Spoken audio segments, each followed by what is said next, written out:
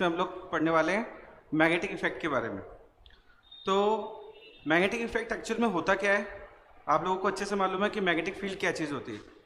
Magnetic field जब magnet को हम लोग लेते हैं और मैग्नेट के सराउंडिंग में, उसके आसपास के रीजन में हम लोग देखते हैं कि अगर हम किसी आयरन ऑब्जेक्ट को लेके आते हैं तो वो फोर्स एक्सर्ट करता है, उसको अपनी तरफ पुल करने की कोशिश करता है। अब ये फिनोमिना हम लोग डिटेल में करने वाले हैं कि मैग्नेटिक इफेक्ट क्या चीज़ होती है, इससे इसका इम्पैक्ट क्या होता है और इसके क्या क्या फ़ायदे हैं, इसकी क्या क्या यूटिलिटीज़ हैं और प्रैक्टिकल एप्लीकेशन में हम लोग उसको कैसे यूज़ कर सकते हैं। तो प्रैक्टिकल एप्लीकेशन के अंदर हम लोग जब मैग्नेटिक इफेक्ट की बात करते हैं तो स्टार्टिंग में हम लोग जब देखते हैं कि magnetic effect, magnetic field lines होती क्या है। मैग्नेटिक फील्ड लाइंस का मतलब हुआ अगर मैं कोई बार मैग्नेट लेता हूँ, उस बार मैग्नेट के अराउंड मैं देखता हूँ कि किसी भी ऑब्जेक्ट को अगर हम लोग रखते हैं तो वो फोर्स एक्सर्ट कर रहा होता है। अब ये फोर्स को जस्टिफाई कैसे करें कि फोर्स किसी पर्टिकुलर पॉइंट पे ज़्यादा है और देखते हैं किसी पर्टिकुलर पॉइंट पे कम है। तो इसका मतलब क्या हुआ कि मैग्नेट के अराउंड कुछ तो कुछ ऐसी लाइंस हैं, कुछ ऐसी फील्ड होगी जिसका इम्पैक्ट उस ऑब्जेक्ट पे, उस पड़े हुए आयरन ऑब्जेक्ट के ऊपर या कोई दूसरा मैग्नेट के ऊपर उसका इफेक्ट पड़ रहा है।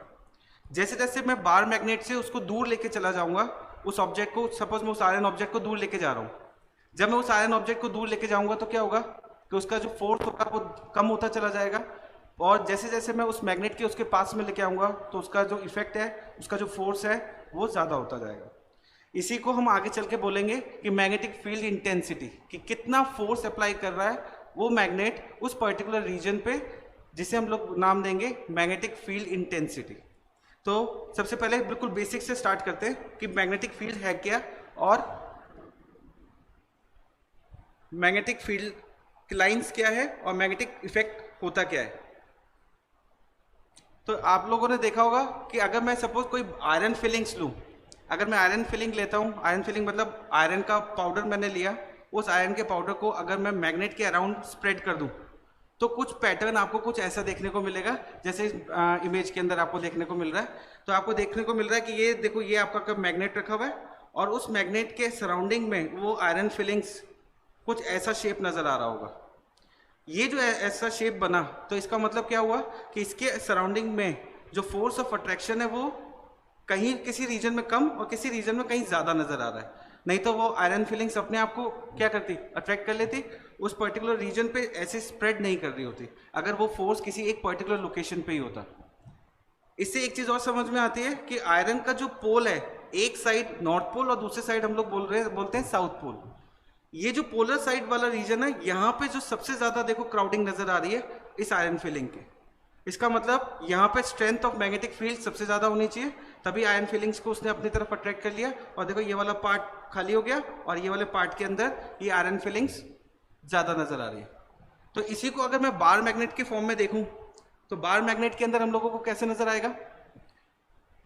बार मैग्नेट के अराउंड मैंने इमेजिन कर लिया कि अब कोई एक पोल है नॉर्थ और एक साउथ पोल। इस बार मैंने पोल को डिफाइन नहीं किया था कि नॉर्थ पोल कौन सा है और साउथ पोल। ये मैग्नेटिक फील्ड पैटर्न हमारे को बता रहा है कि वो मैग्नेटिक फील्ड पैटर्न कितना है, कैसा होगा। इस आयरन फिलिंग्स को फिर से स्प्रेड किया मैग्नेट का। इस बार हमने इसका मार्क कर दिया हमने कि ये नॉर्थ पोल है और ये वाला पोल कैसा है, साउथ पोल। इसके अराउंड भी देखो मैग्नेटिक फील्ड जो आयरन फिलिंग्स है वो कुछ ऐसे नजर आ रही है हमारे को। तो देख के पता लग रहा है कि कुछ न कुछ रीजन में, इस पर्टिकुलर रीजन के अंदर इसका इम्पैक्ट है। उस इम्पैक्ट की वजह से इन आयरन फिलिंग्स ने अपने आप को किसी पर्टिकुलर डायरेक्शन में अलाइन कर लिया है और वो डायरेक्शन अलाइनमेंट की कुछ एक जैसी है। किस तरह से नजर आ रही है कि मैग्नेटिक फील्ड लाइंस कुछ लूप की फॉर्म में नजर आ रही है। अब क्राउडिंग मैग्नेटिक फील्ड लाइंस की कहाँ पे नजर आ रही है, इस रीजन में और दूसरे रीजन में इस आयरन फिलिंग की। इसका मतलब यहाँ पे जो फोर्स होना चाहिए वो ज़्यादा होना चाहिए, तभी आयरन फिलिंग्स अपनी तरफ उसको अपनी तरफ अट्रैक्ट कर रहा होगा। इसी के साथ अगर मैं ये अभी तक वो फिनोमिनाज हम लोग पढ़ रहे हैं जो फिनोमिनाज हमारे को मालूम है और हमने देखा है प्रैक्टिकल लाइफ में कि ऐसा कुछ होता है। तो इसी फिनोमिना को, इसी फोर्स को समझने के लिए हम लोग पहले थोड़ी सी थ्योरी स्टार्ट करते हैं कि किसने उसको डिस्कवर किया, क्या पॉइंट आउट किया और कैसे रूल बताया कि मैग्नेटिक फील्ड लाइंस किस तरह से मूव कर रही होगी। तो मैग्नेटिक फील्ड लाइंस में सबसे पहले बोल रहे हैं कि कोई मैग्नेट है, सपोज उस मैग्नेट के अराउंड जो फील्ड डेवलप हो रही है, जिस पर्टिकुलर पॉइंट पे वो फोर्स अप्लाई कर रहा है, उस फोर्स को हमने बोला मैग्नेटिक फोर्स। और जिस रीजन तक वो मैग्नेटिक फील्ड लाइंस फोकस्ड है, उस रीजन को हमने क्या बोल दिया कि वो उसकी मैग्नेटिक फील्ड है। फॉर एग्जांपल अगर मैंने मैग्नेट रखा है, उस मैग्नेट से कई दूर जाके मैंने किसी और आयरन ऑब्जेक्ट को रख दिया, तो हम लोग देखेंगे कि उसके ऊपर जो लगने वाला जो फोर्स होगा वो फोर्स कंपैरेटिवली कम होता जाएगा।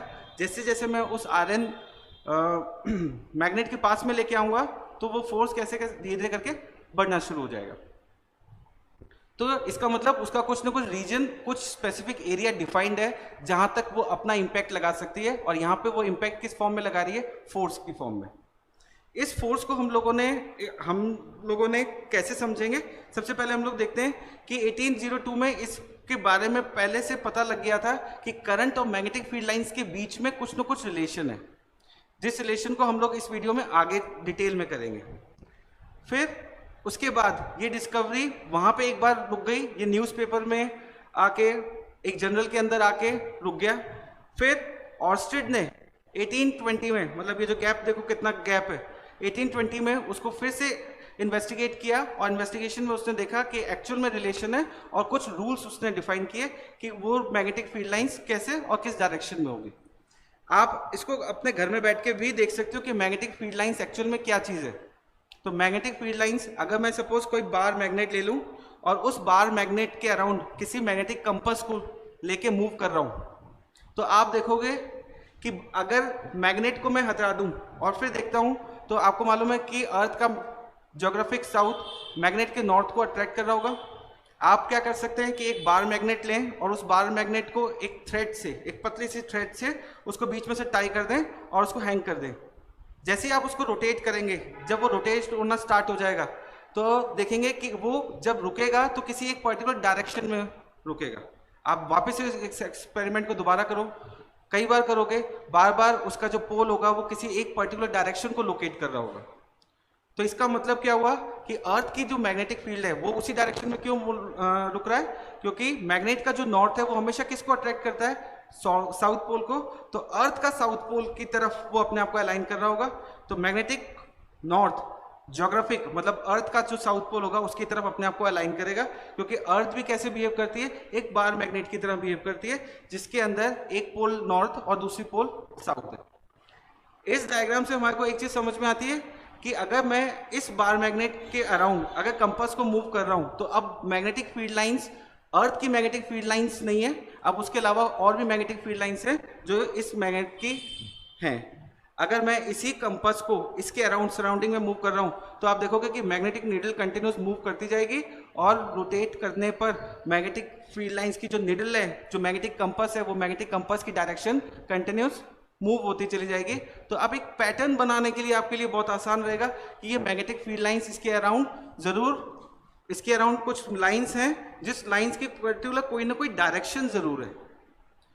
क्या देख के समझ में आ रहा है कि इसको मैं अगर किसी इस जगह पे लेके आ रहा हूं, तो ये डायरेक्शन रैंडम नहीं है, किसी पर्टिकुलर लोकेशन पे ये डायरेक्शन एक जैसी है। अगर मैं इसको मूव कर रहा हूं तो इसकी डायरेक्शन अलाइन होती जाएगी, जैसे जैसे मैं मूव करता जाऊंगा वो डायरेक्शन उस पर्टिकुलर लोकेशन पे एक फिक्स लोकेशन बता रही होगी।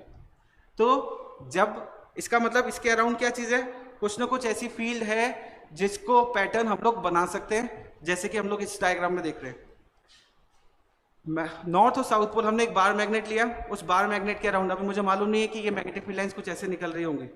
उसको जब हमने मूव करना स्टार्ट किया, उसके सराउंडिंग में मूव करना स्टार्ट किया, तो उसकी पॉइंटर की जो लोकेशन बार बार चेंज हो रही है, हम उसके अकॉर्डिंग उसको अलाइन किया, तो पता लगा कि इसके अराउंड मैग्नेटिक फील्ड लाइंस हैं।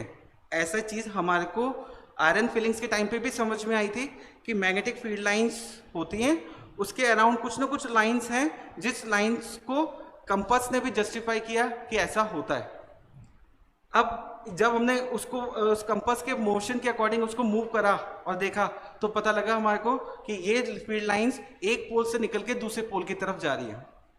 अब वो पोल कुछ समझाने के लिए, बताने के लिए हम लोगों ने एक रूल फिक्स करेंगे कि magnetic field lines north pole से निकलेंगी।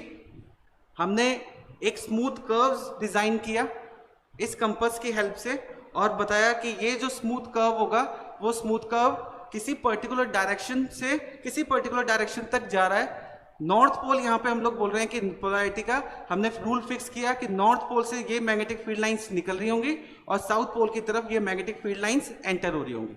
नॉर्थ से निकलेंगी, साउथ से एंटर होंगी, क्योंकि सर्कुलर लूप हमें पहले भी पता लग गया कि इसके अराउंड कुछ ना कुछ सर्कुलर लूप्स बन रहे हैं, और वो कर्व्स शार्प कर्व्स नहीं है, वो कर्व्स कैसे हैं, स्मूथ कर्व्स हैं।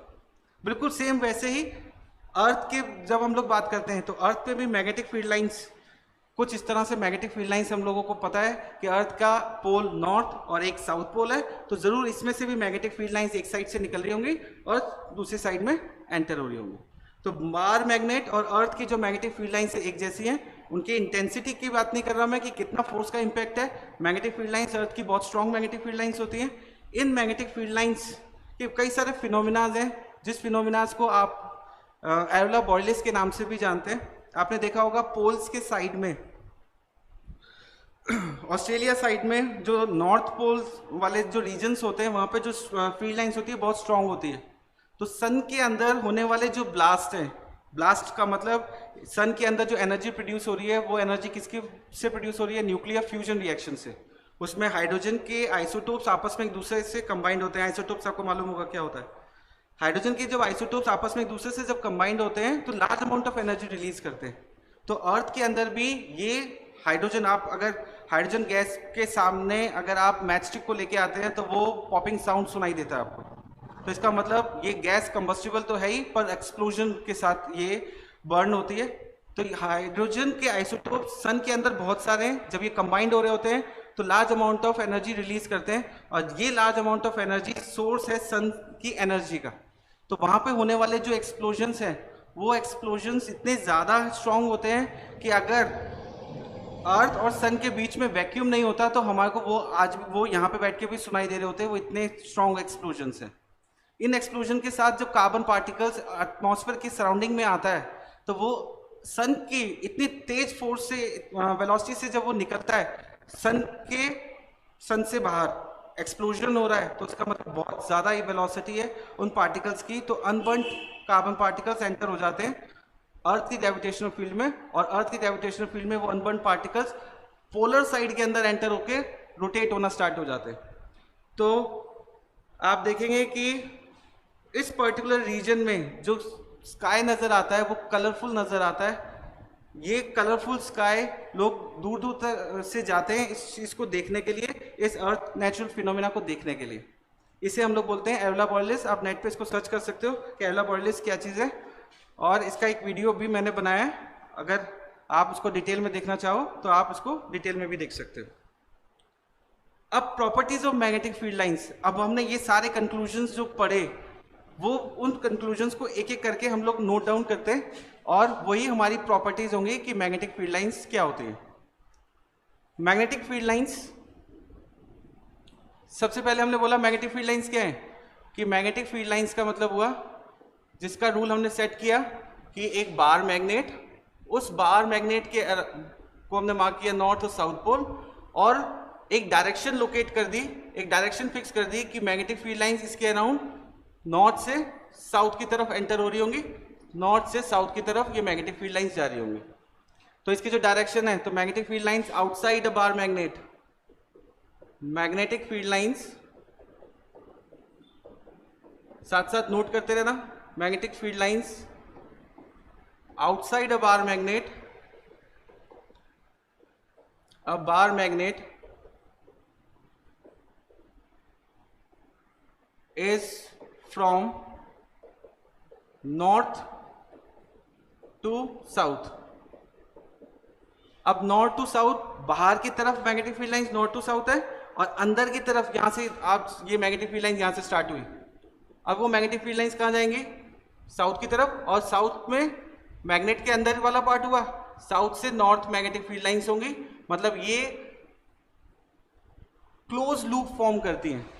ये जो मैग्नेटिक फील्ड लाइंस है वो क्लोज लूप फॉर्म कर रही है। बाहर से बात बता रहे हैं तो मैग्नेटिक फील्ड लाइंस की डायरेक्शन कहां से है, नॉर्थ से साउथ की तरफ, और इनसाइड अ बार मैग्नेट की बात कर रहे हैं तो वही मैग्नेटिक फील्ड लाइंस की डायरेक्शन कैसे बताएंगे, साउथ से नॉर्थ की तरफ।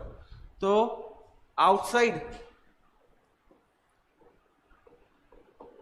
Outside a bar magnet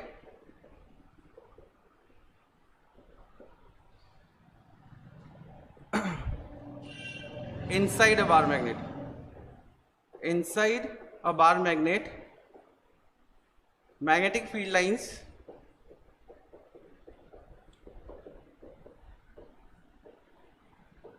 are from south to north. अब inside bar magnet south to north है और ये फील्ड लाइंस कैसे होंगी? स्ट्रेट, पैरेलल और यूनिफॉर्म। इनसाइड बार मैग्नेट ये फील्ड लाइंस कैसी हैं? स्ट्रेट है, बाहर तो लूप बना रही हैं, और इनसाइड कैसी है? स्ट्रेट, पैरेलल एंड कह सकते हैं यूनिफॉर्म, एक जैसी। भाई 10 मैग्नेटिक फील्ड लाइन, सब देखो देख के ऐसे समझते हैं कि इसमें से निकलने वाली मैग्नेटिक फील्ड लाइन सपोज 100 है, नॉर्थ पोल से 100 मैग्नेटिक फील्ड लाइंस निकली, बाहर निकलती स्कैटर हो गई है। जब ये बाहर निकलती स्कैटर होगी तो उस पर्टिकुलर रीजन पे, इस वाले पार्ट पे आप देखोगे कि सबसे ज्यादा क्राउडिंग नजर आएगी। मैं बाहर की बात कर रहा हूँ। इनसाइड कैसी है? स्ट्रेट, पैरेलल और यूनिफॉर्म। और जब मैं पोल्स की बात करूंगा तो पोल्स में कौन सी है? नॉर्थ और साउथ पोल। नॉर्थ और साउथ पोल में जब ये मैग्नेटिक फील्ड लाइंस बाहर निकल रही होंगी तो इस पर्टिकुलर रीजन के अंदर, जैसे हमने आयरन फिलिंग्स वाले केस में भी देखा था कि इस वाले रीजन में crowding of magnetic field lines कैसी है? मैक्सिमम। तो मैक्सिमम क्राउडिंग आपको कहां पे मिलेगी? आउटसाइड की बात कर रहे हैं हम। Maximum crowding of magnetic field lines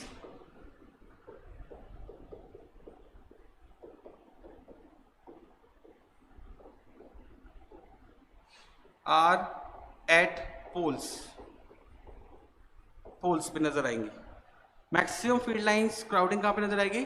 poles के ऊपर नजर आएगी। अब एक और मैग्नेटिक फील्ड लाइंस, अब हम लोग एक इस चीज को करने के लिए, ये आप लोगों ने नोट कर लिया होगा, नोट नहीं किया है तो साथ साथ इसको नोट करें। एक बहुत इंपॉर्टेंट पॉइंट हम लोग पढ़ने वाले हैं जो एग्जाम में आपसे 2 मार्क के क्वेश्चन के लिए बहुत इंपॉर्टेंट है कि क्या मैग्नेटिक फील्ड लाइंस आपस में एक दूसरे को कभी क्रॉस करेंगी। उसका आंसर हमें देना है कि मैग्नेटिक फील्ड लाइंस क्रॉस करती है या नहीं करती। अगर नहीं करती तो क्यों नहीं करती। ये बार मैग्नेट हमने बनाया, इस बार मैग्नेट में एक पोल नॉर्थ है और दूसरा पोल कौन सा है? साउथ। नॉर्थ पोल से मैग्नेटिक फील्ड लाइंस निकलती है और कहां पे एंटर होती है? साउथ की तरफ। ऐसे ही होगा, नॉर्थ से निकलेंगी और कहां पे जाएंगी? साउथ की तरफ, north to south pole. Inside a bar magnet की बात करेंगे तो मैग्नेटिक फील्ड लाइंस कैसी होती है? स्ट्रेट, पैरेलल और यूनिफॉर्म, और तो जाने की जगह नहीं मिलेगी। आउटसाइड अ बार मैग्नेट में magnetic field lines north to south, north to south direction. सबसे ज्यादा जो क्राउडिंग आपको देखने को मिलती है, देखो मैग्नेटिक फील्ड लाइंस अगर हम बना रहे हैं तो सबसे ज्यादा जो क्राउडिंग फील्ड रीजन मिलेगा वो कौन सा होगा? कैसा होना चाहिए? ऐसे, ऐसे, कुछ इस तरह से। तो सबसे ज्यादा क्राउडिंग कहां पे मिलेगी मैग्नेटिक फील्ड लाइंस की? यहां पे सबको निकलने की जल्दी है और यहां पे सबको एंटर होने की जल्दी है। यहाँ पे सब निकलना चाहते हैं एक साथ और यहाँ पे सब एक साथ अंदर एंटर होना चाहते हैं। सपोज 100 मैग्नेटिक फील्ड लाइंस यहाँ से निकली है। अगर ये मैग्नेटिक फील्ड लाइन सपोज 100 है तो क्या होगा? ये जो 100 मैग्नेटिक फील्ड लाइंस है बाहर निकलते ही स्प्रेड हो गई। 50 कहाँ चली गई? उस डायरेक्शन में। इमेजिन कर रहे हैं, एग्जैक्ट नंबर नहीं है ये। 50 कहाँ चली गई? ऊपर वाले डायरेक्शन में। और 50 कहाँ पे आ गई? नीचे वाले डायरेक्शन में। तो जब ये यहाँ से निकल रही है आउटसाइड अ बार मैग्नेट, तो अगर मैं बाहर से कंपेयर कर रहा हूँ तो क्राउडिंग सबसे ज्यादा कहाँ पे है? पोलर साइड में, मतलब नॉर्थ और साउथ पोल में। अंदर की तरफ जब देखें तो यहाँ पे इनको किसी को जल्दी नहीं है, इनको मालूम है कि इनका नंबर जब आएगा तभी ये जाएंगे। अंदर कैसी है? स्ट्रेट, पैरेलल और यूनिफॉर्म। तो क्राउडिंग कहाँ पे मैक्सिमम है? नॉर्थ और साउथ पोल में। तो रूल नंबर 1, मैं वापस बोल रहा हूँ, rule number 1, magnetic field lines starts from north outside a bar magnet and goes to south. Inside a bar magnet it is from south to north and these lines are straight, parallel and uniform. ठीक है। अब जरा देख के बताओ कि अगर मैं सपोज किसी आयरन ऑब्जेक्ट को यहाँ पे लेके आके रखता हूँ, अगर मैं इस पॉइंट पे लाके रखता हूँ तो यहाँ पे जो फोर्स लगेगा वो सबसे ज्यादा होगा। अगर मैं उसी ऑब्जेक्ट को कहीं दूर लेके चला जाऊँ और वहां पे जाके इसको रखूँ तो इसी आयरन ऑब्जेक्ट पे जो लगने वाला फोर्स है वो फोर्स की वैल्यू, मैग्नीट्यूड जो होगा वो कंपैरेटिवली कम हो जाएगा। इसी फोर्स को बताने के लिए हमने क्या इमेजिन किया कि ये magnetic field lines imaginary lines imagine किए। ये इमेजिनरी लाइंस कैसी हैं? स्मूथ कर्व्स बनाती है, शार्प कर्व्स नहीं बनाती, स्मूथ कर्व्स बनाती है। और कहां से स्टार्ट हो रही है? North to south. अब क्वेश्चन ये है कि क्या मैग्नेटिक फील्ड लाइंस आपस में एक दूसरे को क्रॉस करती है? तो मैग्नेटिक फील्ड लाइंस आपस में एक दूसरे को क्रॉस करती है या नहीं करती, उससे पहले हम लोग एक चीज देखते हैं। अगर मैं एक सर्कुलर लूप लूँ, उस सर्कुलर लूप के अंदर उसको मैंने एक स्टोन लिया, स्टोन को टाई किया और टाई करने के बाद मैंने उसको रोटेट करना स्टार्ट कर दिया। जैसे ही मैं उसको रोटेट करूंगा तो क्या होगा, जैसे ही मैंने उसको रोटेट किया तो क्या होना चाहिए, रोटेट करके उसको रिलीज कर देते हैं। अगर रिलीज करेंगे तो क्या होगा, किसी एक पर्टिकुलर डायरेक्शन में मूव करेगा। सर्कुलर मोशन करते हुए थोड़ी जाएगा, किसी एक पर्टिकुलर डायरेक्शन में मूव करेगा। जैसे सर्कुलर मोशन आप दे रहे हैं, आपने सपोज उसको इस पॉइंट पर रिलीज कर दिया, तो जब आपने इस पॉइंट पर रिलीज किया होगा तो वो मैग्नेटिक फील्ड लाइंस कहाँ जाएंगी, इधर, sorry magnetic field lines stone कहाँ जाएगा, इस डायरेक्शन में। अगर आपने उसको सपोज इस पॉइंट पर रिलीज किया तो वो कहाँ जाएगा, इस डायरेक्शन में। इस पॉइंट पर रिलीज किया तो कहाँ जाएगा, इधर। इस पॉइंट पर रिलीज किया तो इधर। तो ये जो डायरेक्शन है वो कौन से है, टेंजेंशियल डायरेक्शन है। तो कोई भी ऑब्जेक्ट जब मूव करता है किसी सर्कुलर पाथ में, तो हमेशा जो डायरेक्शन होती है वो डायरेक्शन कैसी होती है, वो डायरेक्शन कैसी होती है, हमेशा टेंजेंशियल डायरेक्शन होती है। टेंजेंशियल डायरेक्शन मतलब जो रेडियस से हमेशा क्या बनाती है, 90 डिग्री एंगल बनाती है। मैथ्स में आपने पढ़ा होगा टेंजेंट, ये एंगल हमेशा कैसे होता है, रेडियस से जब आप इसको एंगल को देखते हैं तो वो एंगल हमेशा कैसे होता है, 90 डिग्री एंगल होता है।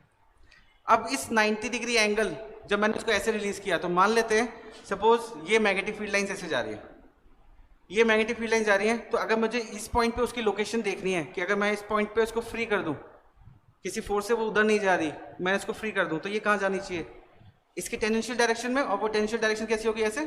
इस टेंजेंशियल डायरेक्शन को क्या बोल दिया, T1। दूसरे पॉइंट पे अगर मैं इस पॉइंट की बात कर रहा हूँ, अगर मैंने उसको इस पॉइंट पे रिलीज किया तो वो कहाँ पे जाएगी, इसकी टेंजेंशियल डायरेक्शन। ये डायरेक्शन बताऊंगा मैं हर पॉइंट पे, जिस पॉइंट पे मैं बोल रहा हूँ कि उसको मैंने फ्री कर दिया, तो उसकी डायरेक्शन क्या होगी, कहाँ जाएगी फ्री होते ही, उसके टेंजेंशियल डायरेक्शन में। जैसे कि टेंजेंट यहाँ पे बने, ये क्या चीज़ है, टेंजेंट से।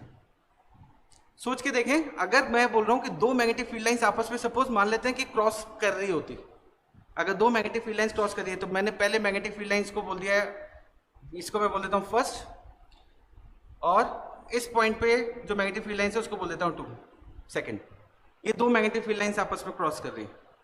तो इसका मतलब क्या हुआ, इस पर्टिकुलर पॉइंट पे अगर मैं इसकी वजह से इसको, इस वन वाली को अगर मैं फ्री कर दूं, तो इसका टेंजेंट कहाँ बनना चाहिए, इसके अकॉर्डिंग इसका टेंजेंट कहाँ होना चाहिए, कुछ इस डायरेक्शन में। इसको मार्क कर देता हूँ, 1 की वजह से जो है T1, इसका टेंजेंट कहाँ बनना चाहिए, T1 पे। अगर मैं सेकंड वाली मैग्नेटिक फील्ड लाइंस की बात कर रहा हूँ, तो सेकंड वाली मैग्नेटिक फील्ड लाइंस की वजह से जो टेंजेंट बन रहा है, वो टेंजेंट देखो कहाँ पे होना चाहिए, ये मैग्नेटिक फील्ड लाइंस की वजह से जो टेंजेंट होना चाहिए इधर, कितना, इसको बोल दिया मैंने T2। एक ही पॉइंट पे दो टेंजेंट्स बना सकते हैं क्या, जरा एक सर्कुलर लूप ले लो, इस सर्कुलर लूप पे मैं कह रहा हूँ कि दो टेंजेंट्स बनाओ एक ही पॉइंट पे, इस पॉइंट पे दो टेंजेंट्स बना के बताओ, बना सकते हैं। कंडीशन क्या है, रेडियस से एंगल 90 डिग्री होना चाहिए, वो रेडियस 90 डिग्री एक ही साइड हो सकता है, दूसरी साइड नहीं हो सकता ना। तो इसका मतलब एक ही पॉइंट पे दो टेंजेंट्स पॉसिबल नहीं है, क्योंकि दो टेंजेंट्स एक ही पॉइंट पे क्या चीज बता रहे हैं, दो डिफरेंट मैग्नेटिक फील्ड लाइंस जब आपस में एक दूसरे को एक ही पॉइंट पे क्रॉस कर रही है, इसका मतलब ये टेंजेंट्स उनकी डायरेक्शन बता रहे हैं, जो कि दो डिफरेंट डायरेक्शंस हैं, जो कि ऐसा पॉसिबल नहीं है। एक ही पॉइंट पे हम दो डायरेक्शंस नहीं बता सकते उसको। एक ऑब्जेक्ट सर्कुलर मोशन में चल रहा है, मैं बोल रहा हूँ उसकी डायरेक्शन ये भी है और उसकी डायरेक्शन ये भी है, कहाँ जाएगा वो कंफ्यूज हो जाएगा, उससे पहले आप कंफ्यूज हो जाओगे कि मैं कहाँ पे जाएगा वो। तो इसका मतलब ये फिक्स हो गया कि मैग्नेटिक फील्ड लाइंस कभी भी आपस में एक दूसरे को इंटरसेक्ट नहीं करती होगी। क्यों नहीं करती होगी, बिकॉज इसका आंसर लिखते हैं,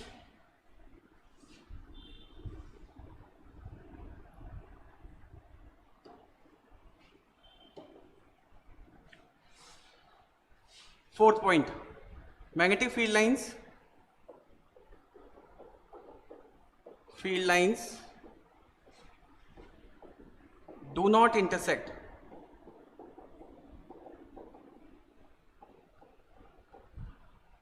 each other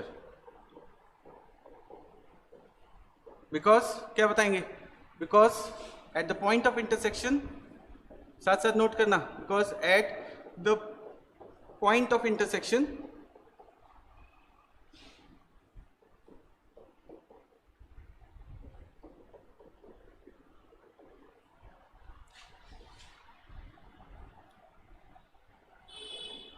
two tangents indicates two different directions. two different directions which is not possible, which is not possible. मतलब एक फर्स्ट दूसरी मैग्नेटिक फील्ड लाइन, इसका टेंजेंट कहाँ बना दिया मैंने यहाँ पे, तो इसका टेंजेंट कहाँ बनेगा यहाँ पे. ये दो टेंजेंट्स क्या बता रहे हैं, एक ही पॉइंट पे दो डिफरेंट डायरेक्शंस को बता रहे हैं, जो कि पॉसिबल नहीं है. Hence the two magnetic field lines will not intersect each other. ये आपके 2 मार्क के क्वेश्चन के अकॉर्डिंग बहुत इंपॉर्टेंट है. अगर मैग्नेटिक फील्ड लाइंस का क्वेश्चन आपसे पूछते हैं तो उसमें अगर किसी पर्टिकुलर क्वेश्चन के बारे में पूछते हैं मैग्नेटिक फील्ड लाइन के, तो वो क्वेश्चन ये वाला है. आपसे पूछेंगे why two magnetic field lines do not intersect each other, और आपको उसका रीजन के साथ उसका आंसर देना होगा. चलें नेक्स्ट आगे चलते हैं. तो जो रूल्स हमने पढ़े वो क्या है, not outside a bar magnet north to south, inside a bar magnet from south to north.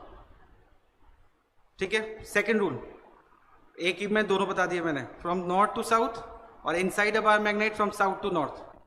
ठीक है, याद रखेंगे. सेकंड क्या है, crowding of magnetic field lines is maximum at poles. North pole और साउथ पोल पर क्राउडिंग कैसी होगी, सबसे ज्यादा. आउटसाइड अ बार मैग्नेट की बात कर रहा हूं मैं, तो सबसे ज्यादा जो फोर्स अप्लाई करेगा वो कहां पे होगा, पोलर साइड पे, पोल्स वाली साइड पे सबसे ज्यादा फोर्स लगेगा.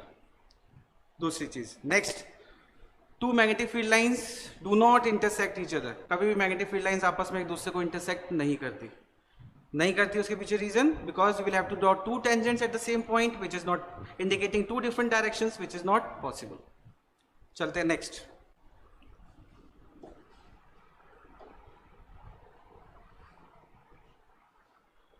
समझ में आ रहा है आप लोगों को. अब जो मैग्नेटिक फील्ड लाइंस हैं, वो मैग्नेटिक फील्ड लाइंस की जो डायरेक्शन है वो कुछ इस तरह से, नॉर्थ टू साउथ. कई बार रिपीट कर चुके, समझ में शायद आया होगा. अब ये जो हमने रूल बनाया, उस रूल से पहले ऑर्स्टेड ने एक एक्सपेरिमेंट किया. अब ये हम लोग जो बात कर रहे हैं, जो रूल बात कर रहे हैं, वो किसकी बात करी, कि मैग्नेट के बारे में बात करी, कि मैग्नेटिक फील्ड लाइंस क्या होती हैं. उस रूल को वो फोर्स एक्सर्ट करती हैं. मैग्नेटिक फील्ड लाइंस को हम लोग फोर्स लाइंस भी कहते हैं. क्यों, क्योंकि ये किसी उस पर्टिकुलर रीजन पे बताती है कि कितनी इंटेंसिटी ऑफ फोर्स वो मैग्नेट लगा रहा है उस पर्टिकुलर लोकेशन पे. इसे वर्ड एक पूरा सबको कंबाइन कर दूं तो उसको बोलते हैं मैग्नेटिक फील्ड इंटेंसिटी. तो magnetic field intensity is the force at that particular location. Oersted ने एक एक्सपेरिमेंट किया. ऑर्स्टेड ने क्या देखा कि अगर मैं करंट, अभी हम लोग बात कर रहे थे सिर्फ मैग्नेट के बारे में और उसकी प्रॉपर्टीज के बारे में. अब हम लोग थोड़ा सा आगे बढ़ते हैं और उसको रिलेट करते हैं इलेक्ट्रिक सर्किट से, कि अगर मैं किसी वायर में से करंट को फ्लो कर रहा हूं तो उसके अराउंड भी मैग्नेटिक फील्ड लाइंस डेवलप हो रही है. ये चीज ऑर्स्टेड ने एक्सपेरिमेंट से चेक किया और उसने क्या चीज नोटिस करी, उसने देखा, इस डायग्राम की तरफ चलते हैं. सपोज मैंने जो मैग्नेट का जो पोल है वो एक साइड है नॉर्थ और ये वाला साइड को हमने बोल दिया साउथ. करंट जो फ्लो हो रहा है वो यहाँ पे कैसे फ्लो हो रहा है, देखो ये कौन सी डायरेक्शन है, एंटी क्लॉकवाइज डायरेक्शन में करंट फ्लो हो रहा है इस सर्किट के अंदर. अगर एंटी क्लॉकवाइज डायरेक्शन में फ्लो हो रहा है तो मैग्नेट को जब उसने यहाँ पे रखा और स्विच ऑन किया, पहले स्विच ऑफ था तो ये कहाँ पे इंडिकेट कर रहा था, उस डायरेक्शन में नॉर्थ, और इस वाले डायरेक्शन में क्या कर रहा था, साउथ. उस डायरेक्शन में नॉर्थ और इस वाले डायरेक्शन में साउथ. नॉर्थ साउथ याद रखेंगे. स्विच ऑफ किया हुआ है तो इंडिकेट कहाँ पे कर रहा है कंपास, नॉर्थ, और बोले पीछे वाली साइड कौन सी है, साउथ. जैसे उसने करंट को स्विच ऑन किया, और करंट कैसे फ्लो हो रहा है, यहाँ पे एंटी क्लॉकवाइज डायरेक्शन के अंदर करंट फ्लो हो रहा है. तो उसने देखा कि मैग्नेटिक कंपास के अंदर कुछ डिफ्लेक्शन आया, और वो डिफ्लेक्शन कैसा हुआ कि ये टुवर्ड्स वेस्ट की तरफ, लेफ्ट साइड में ये डिफ्लेक्ट हो गया. वापस कहां पे डिफ्लेक्ट हो गया, वेस्ट साइड में, अंदर की तरफ डिफ्लेक्ट हो गया. उसको अभी भी सेटिस्फाई नहीं हुआ अपने इस रिजल्ट से कि एक्चुअल में जो रिजल्ट फाइंड कर रहा है वो सही है या नहीं. उसने करंट की डायरेक्शन को इस बार रिवर्स करके देखा. जब उसने करंट की डायरेक्शन को रिवर्स किया तो पहले जो इंडिकेट कर रहा था स्विच ऑफ होने के बाद सर्किट में, तो वही नॉर्थ और साउथ. करंट की डायरेक्शन को रिवर्स कर दिया. देखो अब डायरेक्शन कैसी है, क्लॉकवाइज डायरेक्शन है. जब क्लॉकवाइज डायरेक्शन है तो ये नॉर्थ पोल इस बार कहां पर डिफ्लेक्ट हो गया, ऊपर वाला वेस्ट साइड. अब ये वाला कहां डिफ्लेक्ट हो गया, towards east.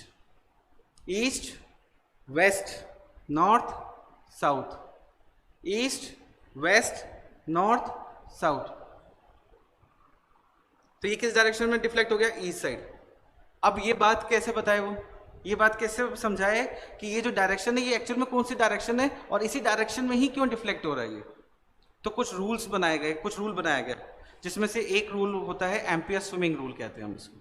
Ampere swimming rule अब बताने का तरीका है, क्योंकि उस समय कुछ ऐसा फिक्स पैटर्न नहीं था, कुछ ऐसा फिक्स रूल नहीं था, तो इसको कैसे इमेजिन किया कि जिस डायरेक्शन में करंट फ्लो हो रहा है वहाँ उसी डायरेक्शन में स्विमर भी मूव कर रहा है। स्विमर मूव कर रहा है पानी के अंदर, एक swimmer south to north direction में मूव कर रहा है। ये वो डायरेक्शन है जिस डायरेक्शन करंट की है। तो क्या बताया गया कि साउथ से नॉर्थ डायरेक्शन में जब करंट फ्लो होगा, मतलब स्विमर के पांव से करंट निकला है और हाथ की तरफ जा रहा है, ठीक है, लेग साइड से करंट एंटर हो रहा है और अपर साइड से वो करंट बाहर की तरफ निकल रहा है। इस रूल को जस्टिफाई करेगा ये चीज, देखेंगे। एम्पियर स्विमिंग रूल क्या बता रहा है, तो करंट किस डायरेक्शन में फ्लो होना चाहिए, फीट से फ्लो होना चाहिए। अगर फीट से करंट फ्लो हो रहा है तो किस डायरेक्शन में मैग्नेटिक फील्ड लाइंस, मतलब कहाँ पे ये पॉइंटर इंडिकेट करेगा वो डायरेक्शन कौन सी है, जहां पे स्विमर का लेफ्ट हैंड होगा। जहां पे स्विमर का लेफ्ट हैंड होगा वो उस डायरेक्शन में, मतलब स्विमर अगर इस पर्टिकुलर डायरेक्शन में मूव कर रहा है, उसके हैंड्स आगे की तरफ है, फीट से पाँव से करंट फ्लो हो रहा है हाथों की तरफ, तो स्विमर का जो लेफ्ट हैंड होगा उस डायरेक्शन में वो पॉइंटर मूव करने वाला है, उस डायरेक्शन में वो पॉइंटर मूव करने वाला है, लेफ्ट डायरेक्शन में। अब वो पॉइंटर वहां क्यों मूव किया, क्योंकि करंट जब फ्लो होता है किसी भी वायर में से तो मैग्नेटिक फील्ड वो अपनी भी इंड्यूस करता है, और उसी मैग्नेटिक फील्ड को अर्थ की मैग्नेटिक फील्ड ने डिस्टर्ब कर दिया। अब वो मैग्नेटिक फील्ड कहाँ पे हो गई, टुवर्ड्स, वो नॉर्थ कहाँ पे इंडिकेट करने लग गया, अंदर की तरफ। तो नॉर्थ फाइंड आउट करने का तरीका है कि अगर मैं करंट की डायरेक्शन कैसे है, देखो ये सर्किट ऐसे बना हुआ है, इसके अंदर स्विमर ऐसे मूव कर रहा है तो करंट ऐसे मूव कर रहा होगा, नीचे अंदर से बाहर की तरफ ऐसे जा रहा होगा, ये इस तरफ जा रहा है, तो इसका जो लेफ्ट हैंड है वो लेफ्ट हैंड का क्या चीज बताएगा आपको, डायरेक्शन ऑफ नॉर्थ, कि वो पॉइंटर अब किस डायरेक्शन में मूव कर रहा है, तो वो डायरेक्शन कौन सी है, लेफ्ट। इसी स्विमर रूल को जरा उसमें आप अप्लाई करो और बताओ, स्विमर के लेग्स इस डायरेक्शन में, हेड साउथ डायरेक्शन में। अब जब इस डायरेक्शन में होगा तो उसका लेफ्ट साइड कौन सा होगा, नीचे की तरफ, इस डायरेक्शन में होगा लेफ्ट साइड, तो ये जो पॉइंटर है वो कहाँ पे मूव करेगा, नीचे की तरफ चला जाएगा। उसमें कहाँ पे गया था, अंदर की तरफ, और इस बार जो पॉइंटर मूव कर रहा है वो कहाँ पे जा रहा है, डाउनवर्ड डायरेक्शन में। तो मैग्नेटिक फील्ड लाइंस होती हैं, ये समझ में आया। मैग्नेटिक फील्ड लाइंस किसी करंट कैरिंग वायर से भी लिंक्ड होती हैं, मतलब इनके बीच में कुछ ना कुछ एसोसिएशन है, कुछ ना कुछ लिंक्ड है। वो क्या समझ में आया कि करंट जब फ्लो होता है किसी भी सर्किट में से तो उसके अराउंड भी मैग्नेटिक फील्ड लाइंस होगी, और उस फील्ड लाइंस की कोई पर्टिकुलर डायरेक्शन है। उसी डायरेक्शन को स्विमर रूल से आप एक्सप्लेन कर सकते हो, बता सकते हो, पर अब हमारे पास और अच्छे मेथड है उसको और डिटेल में बताने के लिए और समझने के लिए। इसी में जब हम लोग आगे देखते हैं कि अब इस रूल तो हमने पढ़ लिया कि वो रूल क्या है कि होता है, तो उसके लिए कुछ रूल फिक्स करने जरूरी है। हर बार स्विमर को मूव कराएं तो एग्जाम में सही नहीं रहेगा, तो हम लोगों ने इस बार क्या किया, right hand thumb rule discuss कर रहे हैं हम। राइट हैंड थंब रूल दो चीजों के बीच में रिलेशन बताता है। राइट हैंड थंब रूल दो चीजों के बीच में रिलेशन बताता है, करंट और magnetic field. Right hand thumb rule, इसे बोलेंगे हम right hand thumb rule. Thumb की जो डायरेक्शन है वो डायरेक्शन क्या इंडिकेट करेगी, करंट की डायरेक्शन। अगर करंट की डायरेक्शन सपोज किसी वायर, कोई वायर लिया मैंने, उस वायर में करंट की जो डायरेक्शन है वो कैसी है, अपवर्ड डायरेक्शन में करंट फ्लो हो रहा है। अगर करंट की डायरेक्शन अपवर्ड है तो ये कर्ल ऑफ द फिंगर मुझे बताएंगे कि मैग्नेटिक फील्ड लाइंस कहाँ पे होंगे। तो स्ट्रेट करंट कैरिंग वायर जिसमें डायरेक्शन कहाँ से बता रहा हूँ, फ्रॉम बॉटम टू टॉप, मेरे को क्या करना है, राइट हैंड को इसके साथ अलाइन करना है, थंब की डायरेक्शन वो रखनी है जो करंट की डायरेक्शन है, और कर्ल ऑफ द फिंगर मुझे क्या बताएंगे कि direction of the magnetic field, ये direction of the magnetic field. तो direction of the magnetic field कौन सी होनी चाहिए, ये वाली डायरेक्शन होनी चाहिए। डायरेक्शन ऑफ मैग्नेटिक फील्ड कौन सी होनी चाहिए, ये वाली डायरेक्शन, ठीक है, ये वाली डायरेक्शन होनी चाहिए मैग्नेटिक फील्ड की। अगर करंट की डायरेक्शन सपोज डाउनवर्ड है तो क्या होना चाहिए, तो मुझे थंब को कहाँ पे अलाइन करना है, डाउनवर्ड डायरेक्शन में, थंब को अलाइन करना है डाउनवर्ड डायरेक्शन में, और फिंगर को कर्ल करना है। ये जो कर्ल ऑफ द फिंगर है मुझे क्या बताएंगे कि direction of the magnetic field. तो राइट हैंड थंब रूल में हम लोग क्या देखते हैं, डायग्राम से देखते हैं क्या चीज इंडिकेट कर रहा है, करंट की डायरेक्शन कहां पे है, इस वायर में से अपवर्ड डायरेक्शन में, और फिंगर का जो कर्ल आपने बनाया वो इस डायरेक्शन में। तो मैग्नेटिक फील्ड लाइंस कैसे है, इसके अराउंड। इसका मतलब क्या हुआ, ये जो मैग्नेटिक फील्ड लाइंस हैं वो कैसे बना रही है, कंसेंट्रिक सर्कल्स बन रहे हैं। इस मैग्नेटिक फील्ड लाइंस में क्या बन रहे हैं, कंसेंट्रिक सर्कल्स बन रहे हैं। अब आप देखोगे धीरे धीरे करके ये कंसेंट्रिक सर्कल्स किसे कहते हैं, जिसका कॉमन सेंटर होता है। ये सर्कल्स जो हैं वो धीरे धीरे करके क्या होते जा रहे हैं, बढ़ते चले जा रहे हैं। जितने दूर आप जाते जाओगे जो सर्कल होगा वो बड़ा होता जाएगा। मतलब मैग्नेटिक फील्ड इंटेंसिटी, मतलब अगर मैं किसी कंडक्टर को, किसी आयरन ऑब्जेक्ट को, किसी चीज़ को अगर मैं लेके आता हूँ और अगर मैं जस्ट इसके पास में रखता हूँ, तो वो जो फोर्स फील करेगा, वो उसका जो फोर्स एक्सपीरियंस करेगा वो इस पर्टिकुलर पॉइंट पे, वो फोर्स की वैल्यू क्या होगी, कंपैरेटिवली ज़्यादा। मैं जैसे जैसे दूर जाता जाऊँगा ये फोर्स की वैल्यू क्या होती जाएगी, कम होती जाएगी। रेडियस के साथ इसका रिलेशन है। रेडियस अगर इंक्रीज होती चली जाएगी, कंसेंट्रिक सर्कल्स की रेडियस की बात कर रहे हैं हम, अगर रेडियस इंक्रीज होती जाएगी तो इम्पैक्ट ऑफ फोर्स भी कम होता जाएगा। आप ऐसे ही समझो कि ये मैग्नेट है, अब ये क्या बन गया, वायर नहीं रहा, अब ये मैग्नेट बन गया। और ये मैग्नेट कैसी मैग्नेटिक फील्ड लाइंस प्रोड्यूस कर रहा है, सर्कल्स की फॉर्म में। जब ये सर्कल्स की फॉर्म में प्रोड्यूस कर रहा है तो जितना डिस्टेंस मैं इस मैग्नेट से दूर जाता जाऊंगा उतना ज़्यादा उसका जो इम्पैक्ट होगा वो कम होता चला जाएगा। मतलब उस पर्टिकुलर लोकेशन पे फोर्स की वैल्यू कंपैरेटिवली कम होती जाएगी अगर मैं उसको पास में और दूर से कंपेयर कर रहा हूँ तो जितना डिस्टेंस बढ़ेगा, मतलब आर की वैल्यू इनवर्सली प्रोपोर्शनल है किससे, मैग्नेटिक फील्ड स्ट्रेंथ के, मतलब मैग्नेटिक फोर्स के। इसे हम लोग क्या बोलते हैं, मैग्नेटिक फील्ड इंटेंसिटी कहते हैं। अगर इससे भी समझ में नहीं आया तो हम लोग एक और चीज देखते हैं, इसी रूल को जरा इसमें अप्लाई करके देखते हैं। डाउनवर्ड डायरेक्शन में जब करंट फ्लो हो रहा है, ये कंडक्टर जब डाउनवर्ड डायरेक्शन में करंट फ्लो हो रहा है, ऐसे जब डाउनवर्ड डायरेक्शन में करंट फ्लो हो रहा है, इस डायरेक्शन में बता रहे हैं, जब डाउनवर्ड डायरेक्शन में करंट फ्लो हो रहा है तो मैग्नेटिक फील्ड लाइंस कैसी होनी चाहिए, इसके अराउंड ऐसे मैग्नेटिक फील्ड लाइंस होनी चाहिए। दोनों में फर्क क्या चीज का है, क्लॉकवाइज और एंटी क्लॉकवाइज का। वापस ऊपर की तरफ ये जो डायरेक्शन मुझे नजर आ रही है कैसे नजर आ रही है, क्लॉकवाइज या एंटी क्लॉकवाइज, क्या नजर आ रहा है आपको, एंटी क्लॉकवाइज। और जब मैं डाउनवर्ड डायरेक्शन ले रहा हूं तो ये डायरेक्शन कैसी हो गई, क्लॉकवाइज। तो मैं मैग्नेटिक फील्ड की डायरेक्शन बता रहा हूं, क्लॉकवाइज, क्लॉकवाइज, डाउनवर्ड डायरेक्शन है तो क्लॉकवाइज, अपवर्ड डायरेक्शन है तो एंटी क्लॉकवाइज। ठीक है, रूल को याद रखना। हमने एक एक्सपेरिमेंट करके देख लेते हैं। इस एक्सपेरिमेंट में, ये आपका एनसीईआरटी डायग्राम है, इस एक्सपेरिमेंट में हमने देखा कि एक कार्डबोर्ड ले लेते हैं हम, इस वायर के अराउंड हमने उस कार्डबोर्ड को ऐसे रखा है, ये वायर इसमें से क्रॉस हो रहा है और हमने इसको ऐसे रखा, नजर नहीं आ रहा होगा, पेन भी ब्लैक है, ये ऐसे, इसको इसके साथ अलाइन कर लेते हैं। यहाँ पे कहाँ पे है ये, ऐसे यहाँ पे। करंट की जो डायरेक्शन है वो कैसी है, देखो ऊपर से करंट की डायरेक्शन नीचे की तरफ जा रहा है। करंट जब नीचे की तरफ जा रहा है तो अगर मैंने कार्डबोर्ड को ऐसे रखा और इसको इस तरह से रख दिया, तो इस कार्डबोर्ड को जब मैं ऊपर से देखूंगा तो करंट मुझे कैसे नजर आना चाहिए, क्लॉकवाइज या एंटी क्लॉकवाइज। एक्सपेरिमेंट करके देखो साथ साथ। हाथ में पेन लो, ये आपका कार्डबोर्ड, इस कार्डबोर्ड को देखने में ये समझ में आएगा कि डायरेक्शन कैसे चेंज हो जाती है जब आपका पॉइंट ऑफ व्यू, जब जिस डायरेक्शन में, डायरेक्शन ऑफ व्यू जैसे ही आप चेंज कर दोगे तो आपकी जो डायरेक्शन है वो सर्कल्स चेंज हो जाएंगे। क्लॉकवाइज और एंटी क्लॉकवाइज में डिफरेंस पता लगने लग जाएगा आपको। मैंने इसको ऐसे देखा, करके देखे साथ साथ। करंट की डायरेक्शन कैसे, डाउनवर्ड डायरेक्शन।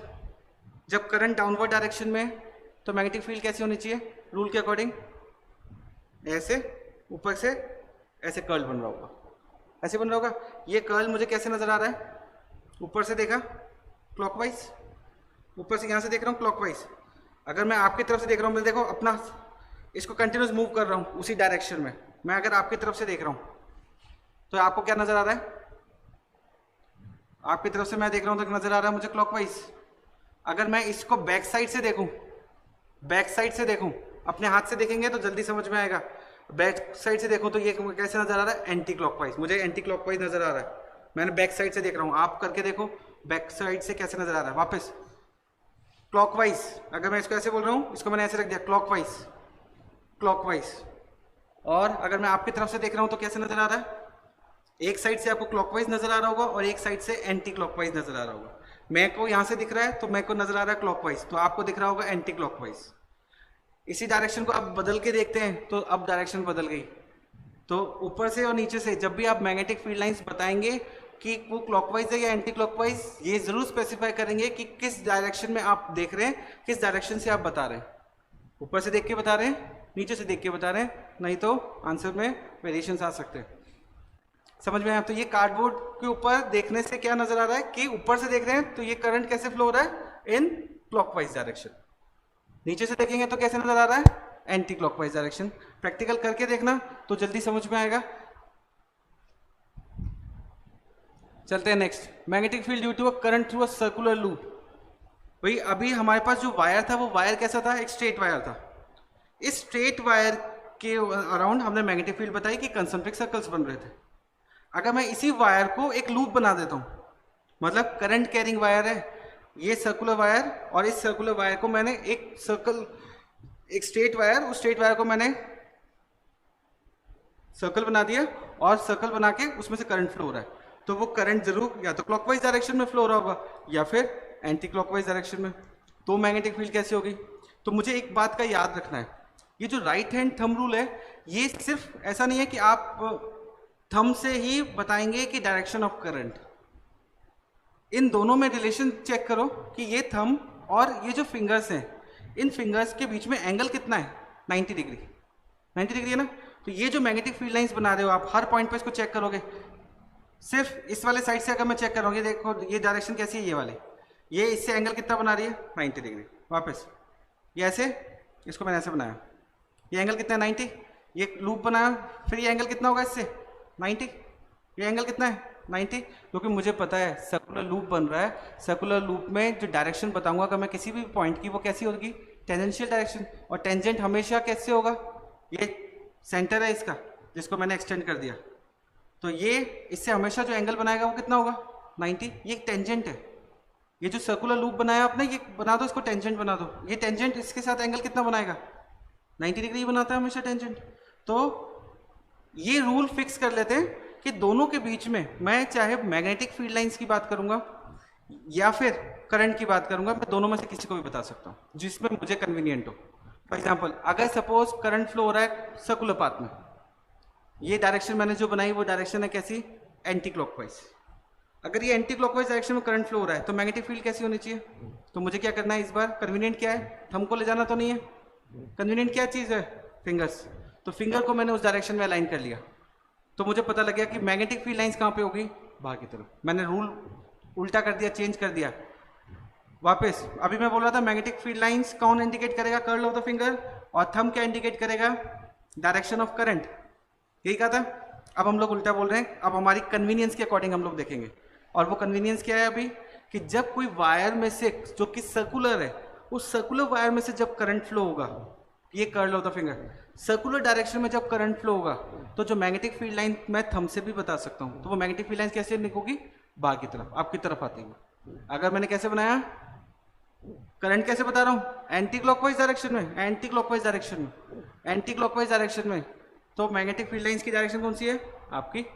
अगर मैं यही करंट को क्लॉकवाइज डायरेक्शन में बना दूं, क्लॉकवाइज डायरेक्शन में, ये सर्कुलर लूप और उस डायरेक्शन में बना दिया, तो मैग्नेटिक फील्ड लाइंस कैसी होनी चाहिए, अंदर की तरफ। मुझे मालूम है मैग्नेटिक फील्ड लाइंस की डायरेक्शन हमेशा नॉर्थ टू साउथ होती है। चलो डायग्राम से देखते हैं इसको, एक एक करके स्टेप बाय स्टेप हम लोग डिफरेंट फेजेस देखेंगे उसी डायग्राम के। मैंने इस डायग्राम के अंदर ये एक सर्कुलर लूप बनाया जिसमें से करंट फ्लो हो रहा है, ठीक है। अब मैं एक काम करता हूँ, कोई भी एक पॉइंट सेलेक्ट कर लेता हूँ। ये मैंने सपोज ये वाला पॉइंट सेलेक्ट कर लिया, ये एक पॉइंट सेलेक्ट कर लिया। पूरा सर्कुलर लूप की बात नहीं कर रहा, एक पॉइंट की बात कर रहा हूँ। इस सर्कुलर लूप पे एक पॉइंट, सिर्फ एक। करंट की जो डायरेक्शन है, वो करंट की डायरेक्शन उस पर्टिकुलर पॉइंट पे कहाँ पे, तो ये पॉजिटिव करंट की डायरेक्शन कहाँ से है, ऊपर से यहाँ पे इस डायरेक्शन में आ रहा है। करंट की डायरेक्शन ऊपर से नीचे, देखो पॉजिटिव से नेगेटिव करंट कैसे फ्लो होता है, पॉजिटिव टू नेगेटिव, तो पॉजिटिव से करंट की डायरेक्शन कैसी है, नेगेटिव की तरफ।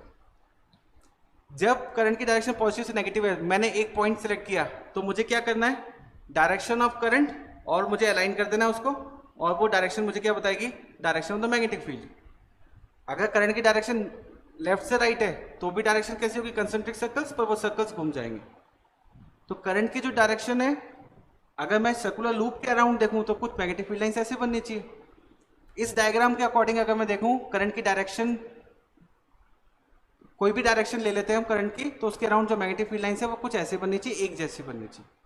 अगर मैं इसी करंट लूप को मैं चेंज कर देता हूं, और उस करंट लूप को जरा इसमें देखते हैं कि अगर मैंने उस लूप में एक कार्डबोर्ड को लगा देते हैं, अगर मैं उस कार्डबोर्ड को बीच में लगा दिया तो क्या होगा?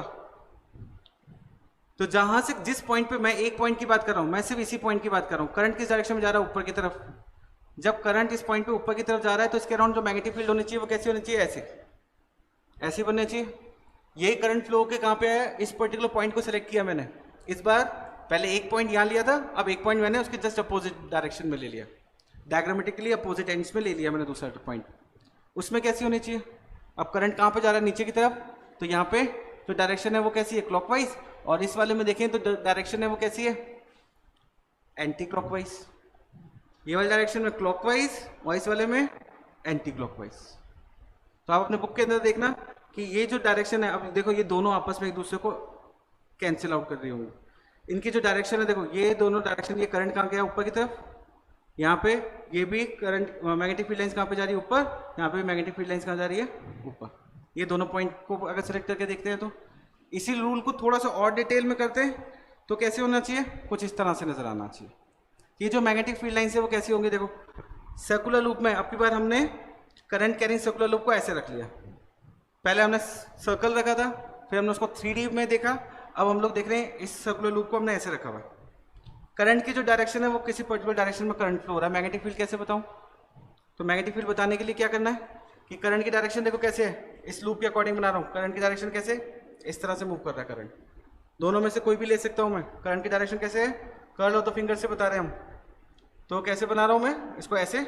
तो मैग्नेटिक फील्ड लाइंस कैसे होनी चाहिए? बाहर की तरफ निकलती हुई ऐसे। और करंट की डायरेक्शन कैसे है? बाहर की तरफ। बना के देखो, बना के देखो, बना के देखो।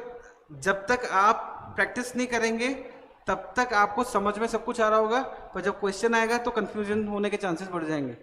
तो साथ साथ इसको आप बना के देखो कि करंट की डायरेक्शन इस सर्कुलर लूप में कैसे मूव कर रहा है। करंट की डायरेक्शन ऐसे है सर्कुलर लूप में, और कहाँ से जा रहा है? नीचे से ऊपर की तरफ, नीचे से ऊपर की तरफ, बाहर इस फ्लैट फेस से कहाँ पे निकल रहा है? बाहर की तरफ। जब ये यहाँ से बाहर की तरफ निकल रहा है तो दूसरे एंड पे कहाँ पे जाएगा? अंदर।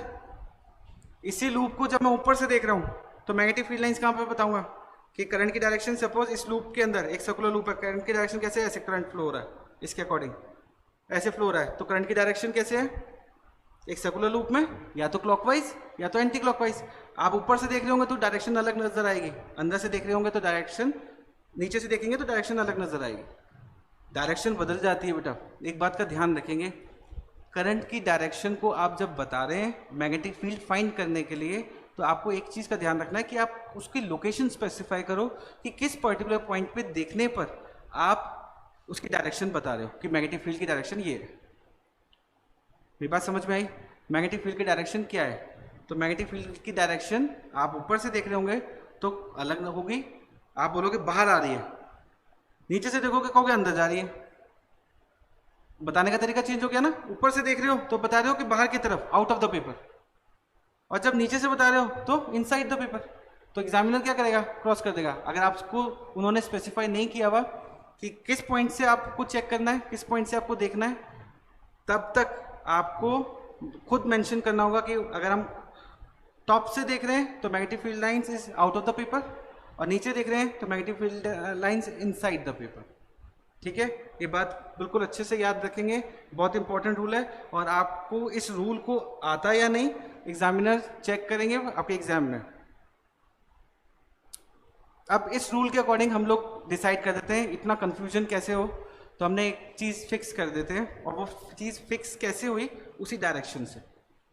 अगर करंट क्लॉकवाइज डायरेक्शन में फ्लो हो रहा है, अगर करंट क्लॉकवाइज डायरेक्शन में फ्लो हो रहा है, तो अगर करंट क्लॉकवाइज डायरेक्शन में फ्लो हो रहा है तो देखो करंट अगर क्लॉकवाइज डायरेक्शन में फ्लो हो रहा है तो इसका हम लोग बोलेंगे अगर करंट क्लॉकवाइज डायरेक्शन में फ्लो हो रहा है तो वो कैसे बिहेव करेगा? साउथ पोल की तरह। क्लॉकवाइज डायरेक्शन में करंट फ्लो हो रहा है तो वो कैसे बिहेव करेगा? साउथ पोल की तरह। साउथ पोल में मैग्नेटिक फील्ड लाइंस हमेशा कैसे होती है? एंटर होती है। नॉर्थ पोल में मैग्नेटिक फील्ड लाइंस हमेशा निकल रही होती है बाहर। अगर क्लॉक फेस रूल के अकॉर्डिंग, अब रूल पहले समझ लेते हैं रूल क्या है, तो रूल फिक्स कर लेते हैं। कंफ्यूजन अगर हो रहा है तो हम लोग रूल फिक्स कर लेते हैं कि अगर करंट क्लॉकवाइज डायरेक्शन में फ्लो हो रहा है, करंट अगर क्लॉकवाइज डायरेक्शन में फ्लो हो रहा है तो इसका मतलब वो कैसे बिहेव कर रहा है? साउथ पोल की तरह बिहेव करने वाला है। अगर करंट एंटी क्लॉकवाइज डायरेक्शन में फ्लो हो रहा है तो वो कैसे बिहेव करेगा? नॉर्थ की तरह।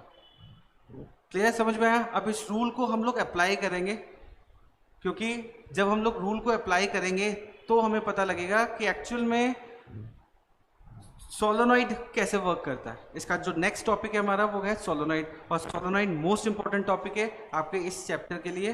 सोलोनॉइड से रिलेटेड 1 मार्क 2 मार्क क्वेश्चन जरूर पूछेंगे, 100% है। अगर बड़ा क्वेश्चन नहीं आता छोटा क्वेश्चन जरूर आएगा उसमें।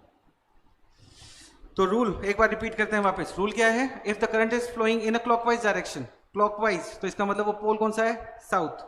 अगर current is flowing in anti clockwise direction तो वो पोलैरिटी कौन सी डेवलप करेगा? नॉर्थ। भूलना नहीं, हम लोग इसको अप्लाई करते हैं इस क्लॉकवाइज रूल को सोलोनॉइड के अंदर। सोलोनॉइड क्या होता है सर? तो सोलोनॉइड क्या होता है, पहले तो सोलोनॉइड डिस्कस करते हैं कि सोलोनॉइड क्या होता है।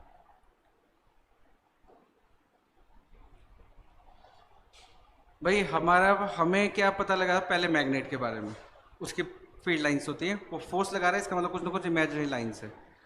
फिर हमने करंट के साथ उसका रिलेशन देखा। जब करंट फ्लो होता है किसी पर्टिकुलर डायरेक्शन में तो उसके अराउंड मैग्नेटिक फील्ड भी डेवलप होती है। जब मैग्नेटिक फील्ड डेवलप हो रही है तो उस मैग्नेटिक फील्ड की कोई पर्टिकुलर डायरेक्शन भी है, वो आपने पढ़ा Fleming right hand thumb rule से। फिर अभी हम इसमें स्ट्रेट वायर की बात कर रहे थे, फिर हमने उसी वायर को बेंड कर दिया। फिर हमने जब वायर को बेंड किया तो हमने देखा इसके अराउंड भी मैग्नेटिक, स्ट्रेट वायर के अराउंड मैग्नेटिक फील्ड लाइंस हैं।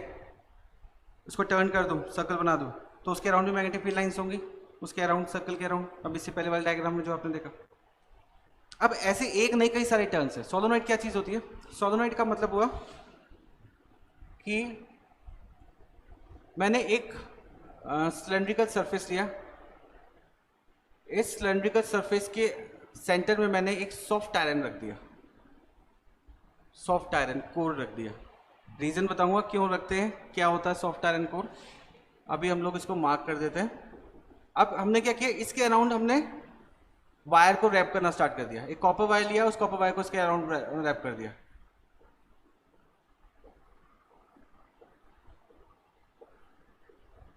इसका एक एंड में मैंने करंट फ्लो कराया। ये साइन आपको मालूम होगा कि क्या चीज है, इलेक्ट्रिसिटी चैप्टर में आपने पढ़ा है। ये क्या चीज होता है?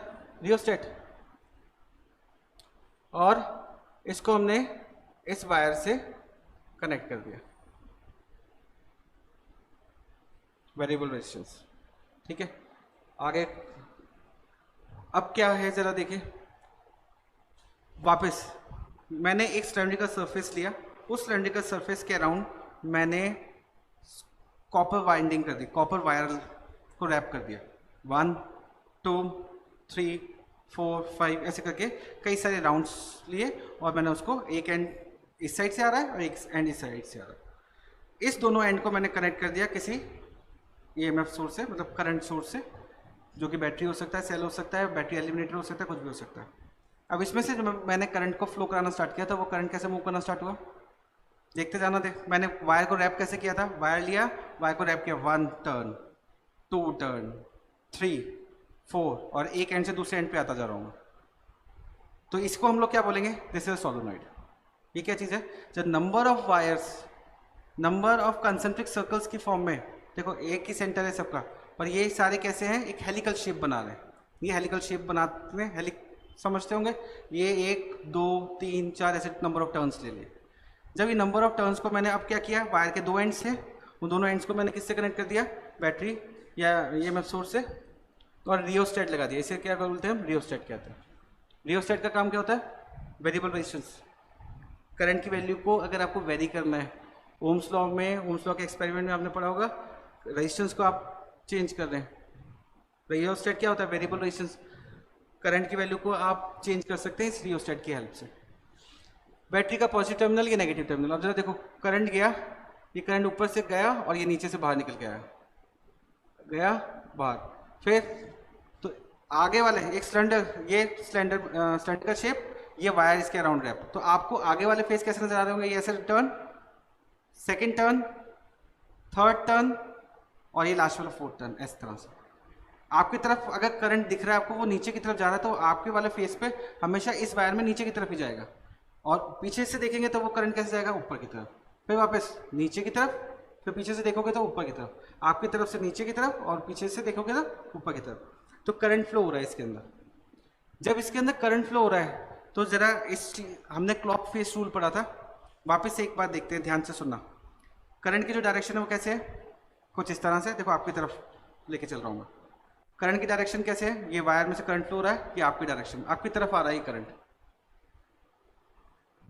आपकी तरफ वापस 1 2 3 4, कहाँ से जा रहा है, आपकी तरफ पहुँच रहा है, आपकी तरफ बढ़ रहा है ये करंट। जब ये करंट आपकी तरफ बढ़ रहा है, आपको ये जो डायरेक्शन है वो कैसे देखने को मिल रही है, ये डायरेक्शन कैसी है, क्लॉकवाइज, हाँ या ना, ये डायरेक्शन आपकी तरफ बढ़ रहा है, देखो करंट कैसे, डायरेक्शन कैसे, क्लॉकवाइज। मैं अब अपने हाथ को मूव चेंज नहीं कर रहा, बिल्कुल सेम। अब मैं इसका बैक साइड आपको दिखा रहा हूँ, ये आपने फ्रंट देखा, अब जरा देखिए इसके बैक साइड, ये कैसे नजर आ रहा है, ये वाली डायरेक्शन कौन सी है सर, ये तो एंटी क्लॉकवाइज है। वापस रिपीट करें, ये वाली डायरेक्शन कौन सी है, क्लॉकवाइज, और पीछे से देखते हैं तो ये वाली डायरेक्शन क्या बताओगे, एंटी क्लॉकवाइज। समझ में आया, देखने से समझ में आता है कि किस डायरेक्शन में आप देख रहे हैं वो डिसाइड करने वाला है अब पोलैरिटी, मतलब नॉर्थ पोल और साउथ पोल। क्योंकि क्लॉक फेस रूल में हमने पढ़ा था कि अगर करंट क्लॉकवाइज डायरेक्शन में फ्लो होगा तो पोलैरिटी कौन सी होगी, साउथ। ठीक है, तो मैं यहाँ पे मान लेता हूँ कि करंट यहाँ पे किस डायरेक्शन में होगा, नीचे की तरफ, या यहाँ से फ्लो हो रहा है, इस तरफ से देख रहा हूँ तो करंट कैसे हो रहा है, क्लॉकवाइज। यहाँ से देख रहा हूँ करंट फ्लो हो रहा है क्लॉकवाइज डायरेक्शन में, इस डायरेक्शन में, क्लॉकवाइज डायरेक्शन में। जब यहाँ से क्लॉकवाइज डायरेक्शन नजर आ रही है तो इसका मतलब ये पोलैरिटी कौन सी डेवलप करने वाला है, साउथ। यही करंट को जब मैं इस डायरेक्शन से देखता हूँ तो मेरी तरफ आ रहा है, इस बार मुझे कैसे नजर आ रहा है, एंटी क्लॉकवाइज। तो ये इसका मतलब ये पोलैरिटी कौन सी होने वाली है, नॉर्थ। समझ में आया, क्लॉक फेस रूल से आप डिसाइड कर सकते हो पोल्स। एक रूल अभी और बताऊंगा जिसको और भी इजी हो जाएगा आपके लिए कि कैसे डिसाइड होगा नॉर्थ कौन सा है और साउथ कौन सा है, बहुत इजी मेथड से देखते हैं। पहले इस रूल को देखते हैं, नॉर्थ साउथ पोल और नॉर्थ पोल। नॉर्थ पोल से मैग्नेटिक फील्ड लाइंस निकल रही हैं और कहाँ पे जा रही हैं, साउथ की तरफ, नॉर्थ से साउथ की तरफ, यही पढ़ा हमने। तो मैग्नेटिक फील्ड लाइंस कैसे निकलती है, नॉर्थ से साउथ की तरफ, नॉर्थ से साउथ की तरफ, नॉर्थ से साउथ की तरफ, नीचे साउथ से नॉर्थ की तरफ, साउथ से नॉर्थ की तरफ, ऐसे ही होना चाहिए। और इनसाइड ऑफ बार मैग्नेट क्या होता है, साउथ से नॉर्थ की तरफ। अब ये मैग्नेटिक फील्ड लाइंस कैसे जा रही हैं, इसका कलर चेंज करते हैं ताकि आपको और क्लियरली नजर आए।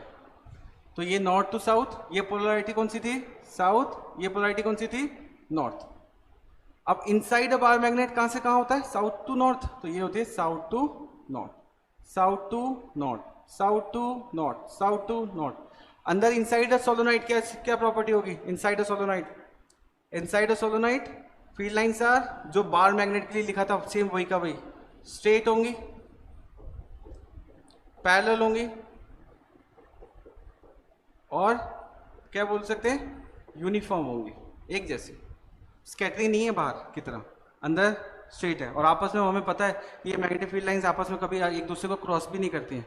जब मैग्नेटिक फील्ड लाइंस आपस में क्रॉस नहीं करती हैं तो इसका मतलब अंदर जाके वो एक दूसरे से क्लैशिंग नहीं होने वाली, इंटरसेक्ट नहीं करेंगे, सीधा पास हो जाएंगी। तो यहाँ साउथ है तो साउथ से नॉर्थ की तरफ मूव कर रही है, और प्रॉपर्टी क्या होगी, straight, parallel, uniform, just like अ बार मैग्नेट। तो सोलोनॉइड, अब आपसे क्वेश्चन में ये पूछ लें कि how solenoid behaves like a bar magnet, तो आप इसका आंसर दे सकते हैं, उसकी पोलैरिटी डिसाइड कर सकते हैं, बता सकते हैं कि बार मैग्नेट की तरह जब करंट फ्लो होता है इस में तो ये कैसे बिहेव करने लग जाता है, एक बार मैग्नेट की तरह सोलोनॉइड। क्यों, क्योंकि इसके अराउंड मैग्नेटिक फील्ड डेवलप होती है, और वो मैग्नेटिक फील्ड लाइंस आप बता सकते हैं क्लॉक फेस रूल से, आप बता सकते हैं कि करंट की डायरेक्शन के अकॉर्डिंग उसकी पोलैरिटी क्या होने वाली है। अगर करंट क्लॉकवाइज डायरेक्शन में फ्लो हो रहा है तो इसका मतलब पोलैरिटी होगी साउथ, एंटी क्लॉकवाइज डायरेक्शन में होगा तो पोलैरिटी क्या होगी, नॉर्थ, और इजीली आप उसको बता सकते हैं। ठीक है, ये मैग्नेटिक फील्ड पैटर्न आपसे किसी न किसी फॉर्म में जरूर पूछेंगे एग्जाम में, तो ध्यान से इसको जरूर करना है और बहुत अच्छे से करना है। चलो, अगर सपोज आपको कोई बार, आपको सपोज सोलोनॉइड दे रखा है, ठीक है, अब आपसे बोला कि करंट ऐसे फ्लो हो रहा है, ऐसे। मैंने आपको अभी क्या बताया कि अगर आप उसको फ्रंट से देख रहे होगे तो डायरेक्शन ऑफ करंट एक ही होगी, करंट की डायरेक्शन एक ही होगी। या तो आप ऐसे बताओगे या फिर आप ऐसे बता सकते हो, एग्जाम में आपको ऐसे दे दें कि जो करंट फ्लो हो रहा है उसकी डायरेक्शन ये है, ऊपर की तरफ फ्लो हो रहा है, तो आपको अगर फ्रंट साइड से देख रहे हो तो सपोज ये है, ये मान लो तो ये फ्रंट साइड है, और जब आप इसको पीछे की तरफ देखोगे तो ये करंट ऊपर की तरफ जा रहा है, तो पीछे से कहाँ उतरेगा, नीचे की तरफ जाएगा, यहाँ से ऊपर की तरफ, और पीछे से की तरफ से कहाँ जाएगा, नीचे की तरफ, ऊपर, और बैक साइड से नीचे की तरफ। तो ये हो गया बैक साइड, नीचे की तरफ। बात समझ में आई? फ्रंट साइड और दूसरा वाला साइड कौन सा है, बैक साइड। फ्रंट साइड और बैक साइड। अब करंट की डायरेक्शन कब कहाँ फ्लो हो रहा है, ऊपर की तरफ। तो आप क्या करें, सबसे सिंपल, बहुत आसानी से आप बता सकते हो बिना कंफ्यूज हुए। अगर आपको कंफ्यूजन लग रहा है इसमें कि कैसे बताएंगे, तो वैसे तो डायरेक्शन क्लॉकवाइज और एंटी क्लॉकवाइज से बता सकते हो, पर अगर आपको उसमें भी नहीं जाना तो आप इसको देख सकते हो कि इसके अंदर करंट फ्लो हो रहा है, राइट हैंड यूज करें। जो करंट की डायरेक्शन है, फ्रंट से देखने में करंट की डायरेक्शन कहाँ लग रही है, ऊपर की तरफ, तो करंट की डायरेक्शन को ऊपर की तरफ भेज दो। फिंगर्स को कहाँ भेजोगे, ऊपर की तरफ। जिस डायरेक्शन में आपका थंब होगा, जिस डायरेक्शन में आपका थंब होगा वो डायरेक्शन होगी नॉर्थ। जो थंब की डायरेक्शन है, तो थंब की डायरेक्शन यहाँ पे, ये कर्ल होता फिंगर, ऐसे कुछ बना देता हूँ। ये जो थंब है, वो थंब की जो डायरेक्शन है वो क्या बताएगी, आपको नॉर्थ पोलैरिटी बताएगी। इसमें भी चेक कर लो, उससे थंब की डायरेक्शन कौन सी बता रही है, नॉर्थ। जरा उस साइड से देखते हैं। करंट की डायरेक्शन कैसी है, नीचे की तरफ। करंट की डायरेक्शन इस बार नीचे की तरफ। जब करंट की डायरेक्शन नीचे की तरफ है, तो थंब आपका कौन सी डायरेक्शन में है, इधर। उसमें कहाँ था, ऊपर की तरफ। थंब कहाँ पे था, लेफ्ट साइड पे। तो नॉर्थ पोलैरिटी बता दूंगा मैं इसकी। अगर मैं इसकी बात कर रहा हूँ, करंट की डायरेक्शन कहाँ पे, नीचे की तरफ, तो इस बार इसको देख के मैं बता दूंगा कि इसके अकॉर्डिंग नॉर्थ पोलैरिटी है। अब कंफ्यूजन फिर शुरू, एक और कंफ्यूजन फिर होगा आपको कि सर ये एक ही डायरेक्शन में करंट फ्लो हो रहा है, दो बार कैसे बता रहे हो आपकी इस साइड में नॉर्थ और इधर भी नॉर्थ, ऐसे कैसे पॉसिबल है पॉसिबल। अभी बिल्कुल सेम, अभी हमने जो डिस्कस किया, इस डायरेक्शन से देख रहे हो तो ये आपको क्या नजर आ रहा है, क्लॉकवाइज। इसी डायरेक्शन से देख रहे हो तो ये डायरेक्शन आपके लिए क्या बन गई, एंटी क्लॉकवाइज। क्लॉकवाइज डायरेक्शन थी तो पोलैरिटी थी साउथ, ये साउथ है अभी आपके लिए, ये साउथ। अगर इसी डायरेक्शन से देख रहे हो तो आपकी आप एंटी क्लॉकवाइज, तो ये पोलैरिटी कौन सी हो गई, उस साइड कौन सी हो गई, बता सकते हो, बता सकते हो। सोलेनॉइड बहुत इंपॉर्टेंट टॉपिक है इस चैप्टर का। आगे का टॉपिक करेंगे नेक्स्ट में।